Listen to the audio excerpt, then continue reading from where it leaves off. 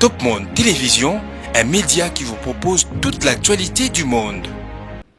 Nous sommes ici pour réaffirmer notre engagement à accompagner le gouvernement dans la préparation et la mise en œuvre de deux initiatives majeures.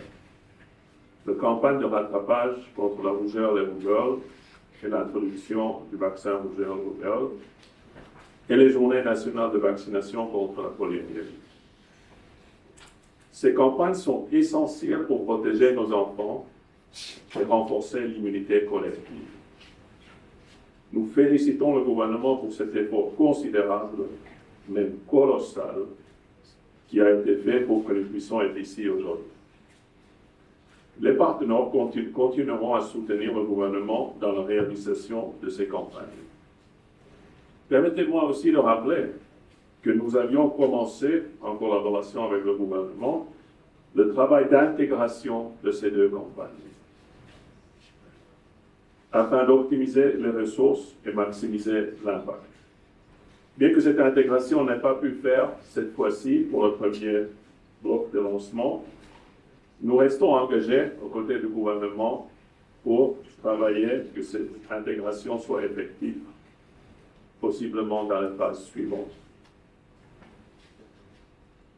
Excellence, Monsieur le Ministre, distingués invités, parlons d'abord de la vaccination contre le rougeur et rougeole.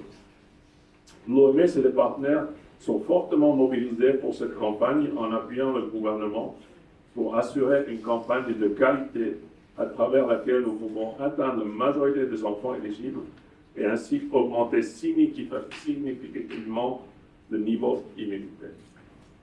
Il s'agit aussi de rappeler que cette campagne est suivie par l'intégration du vaccin combiné contre la rougeur et la rubéole dans le calendrier vaccinal, comme vient de dire Monsieur le Directeur.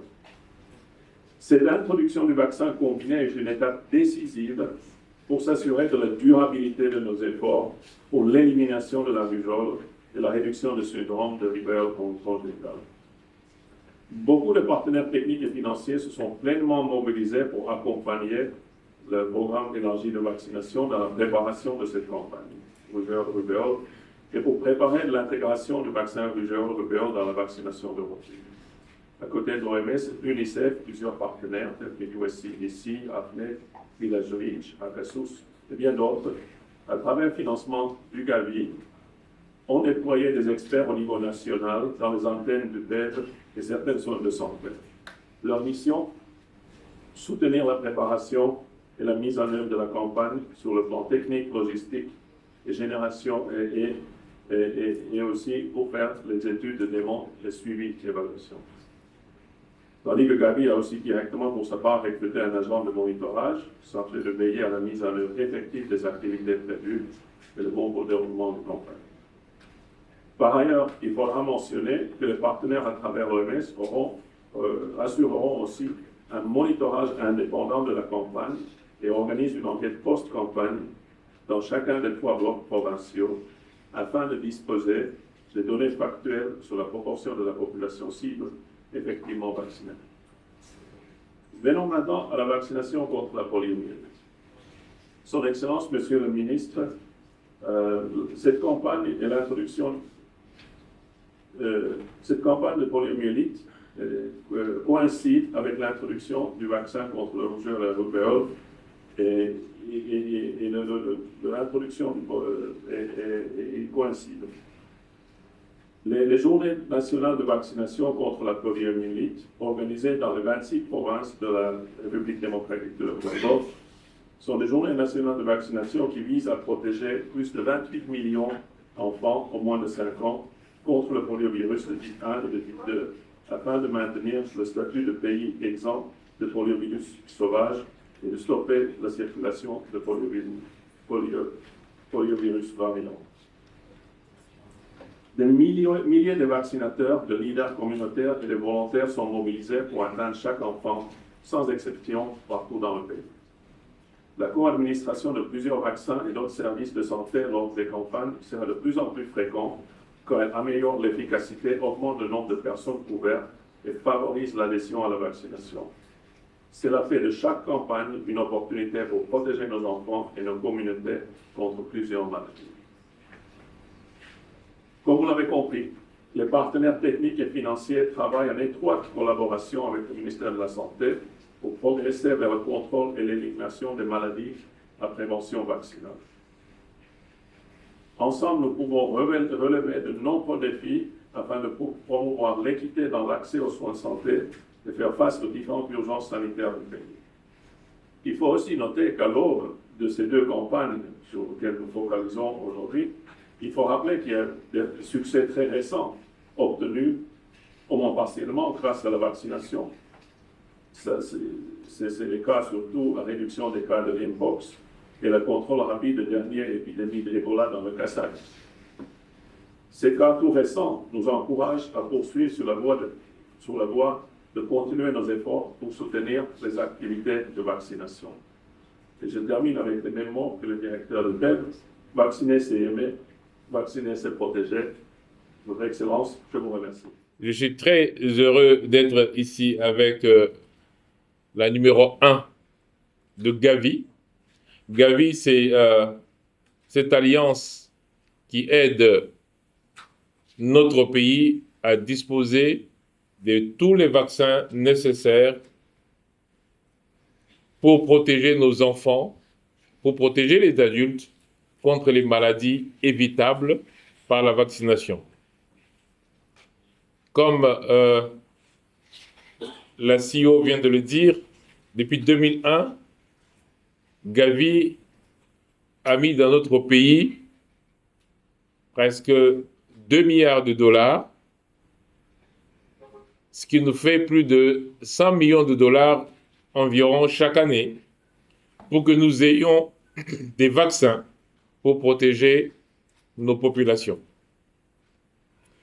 Donc avec Gavi, ce n'est pas juste une question d'argent, ce n'est pas quelque chose de momentané, c'est vraiment structurel, parce qu'au-delà des vaccins, Gavi nous aide aussi à renforcer le système de santé. Et donc, recevoir pour la première fois la patronne de Gavi, c'est un honneur pour la République. Nous avons déjà eu une réunion avec elle-même et son équipe ce matin. Elle va, juste après ici, rencontrer le ministre des Finances qui l'attend déjà. Mais surtout, elle est venue pour aussi rencontrer le président de la République, chef de l'État, pour apporter la nouvelle qu'elle vient de nous transmettre. C'est qu'en dépit des moments difficiles par lesquels passent tous les financements internationaux, Gavi est décidé à maintenir son soutien à notre pays pour assurer que tous les vaccins que nous devons avoir seront disponibles. Mais que même pour lutter contre le cancer du col de l'utérus,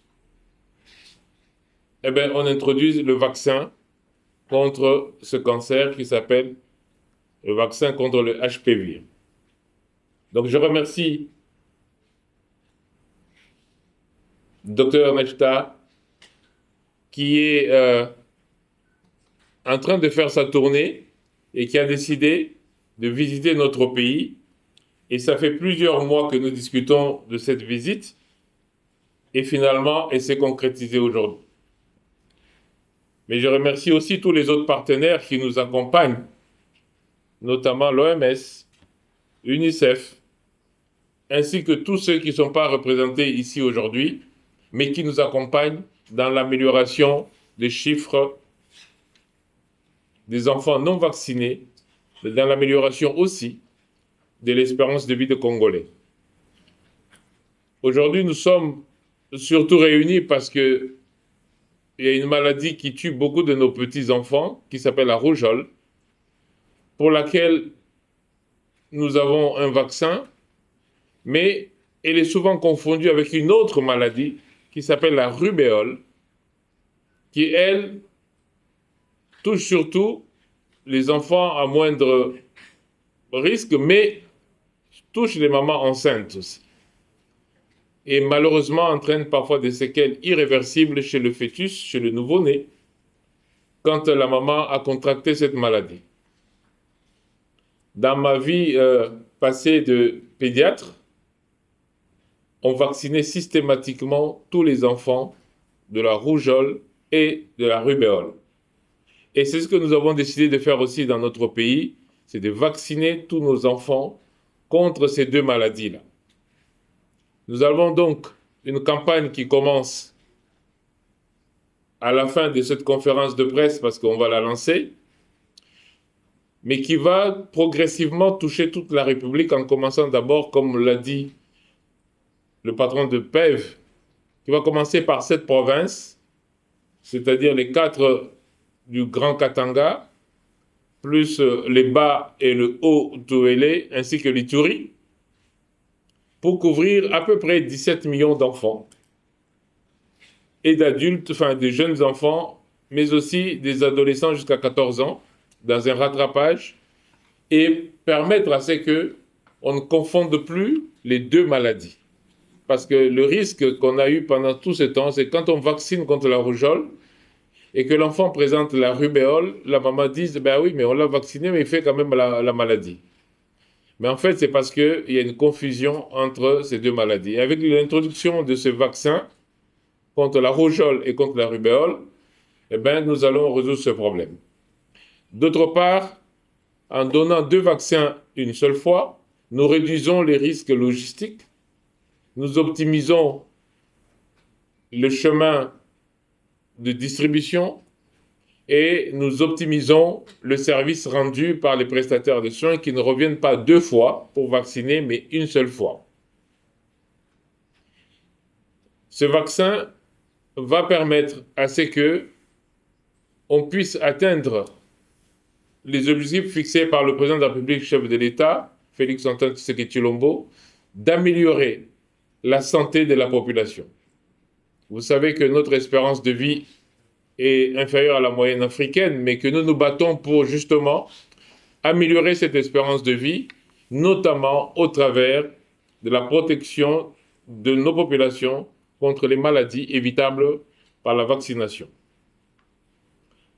Pendant que nous allons lancer cette campagne contre la rougeole et la rubéole, nous allons aussi lancer la campagne contre la poliomyélite dans le reste des provinces. 7 donc pour rougeole et rubéole, et le reste, nous faisons d'abord la vaccination contre la poliomyélite. La poliomyélite que vous connaissez, qu'on appelle le buka-buka, qui laisse les gens infirmes. Je vous donne juste des chiffres, et je ne vais pas donner beaucoup de chiffres parce que le directeur de la PEV en a donné beaucoup. Mais en 2022, on avait plus de 500 cas de personnes paralysées par la poliomyélite. En 2023, nous sommes descendus à un peu plus de 200 cas. Cette année, nous avons 8 cas seulement, pour vous montrer l'efficacité quand nous nous mettons au travail pour résoudre nos problèmes. Et donc, c'est la campagne contre la poliomyélite qui se fera donc dans les provinces qui ne seront pas couvertes dans un premier temps par l'autre vaccin. Mais à la fin de la campagne de rougeole-rubéole, nous allons maintenant entamer la vaccination contre la poliomyélite dans ces 7 provinces. Donc nous sommes ici aujourd'hui pour vous annoncer cela et vous montrer l'importance de protéger nos populations. Vous avez vu que pour Ebola, comme on vient de le dire, en 6 semaines, nous avons réussi à stopper cette épidémie, notamment parce que nous avons très rapidement réagi en protégeant, en vaccinant toutes les personnes qui étaient autour des personnes malades. Et nous avons pu stopper cette maladie mortelle dans la seule province du Kasaï et dans la seule zone de santé de Boulapé. Donc il y a une efficacité que nous devons maintenir. Et avoir le soutien de Gavi qui nous accompagne, avoir le soutien des partenaires qui nous accompagnent, nous renforce et nous pousse à montrer encore plus d'efficacité dans nos actions. Il est vrai que notre système de santé a de gros besoins pour se renforcer, mais il est aussi vrai que nous avons des partenaires pour nous accompagner. Et donc, aussi bien le gouvernement de la République, dirigé par son Excellence Madame la Première ministre Judith Suminwa, que le chef de l'État, Félix Antoine Tshisekedi Tshilombo, le gouvernement, nous tous, nous sommes entièrement engagés dans l'amélioration de la santé de nos populations. C'est pour cela qu'en ce jour, en présence de la directrice générale de Gavi, je déclare le lancement de la campagne de vaccination rougeole, rubéole. Je vous remercie.